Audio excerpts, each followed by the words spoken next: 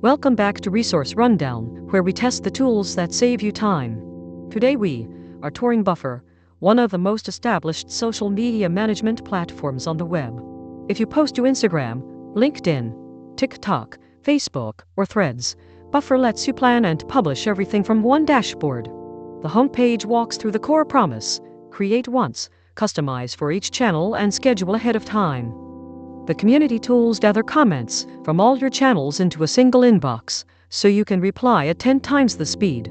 Analytics show your total audience, impressions, and engagement, with clear charts instead of confusing spreadsheets. Inside the app, the layout stays simple. Create holds your ideas, Publish manages your queue, Community handles conversations, and Analytics tracks results. Connecting a channel takes a couple of clicks. Buffer supports Instagram, Threads, LinkedIn, TikTok, and more, and the free plan covers up to 3 channels. You will notice a banner suggesting 2-factor authentication.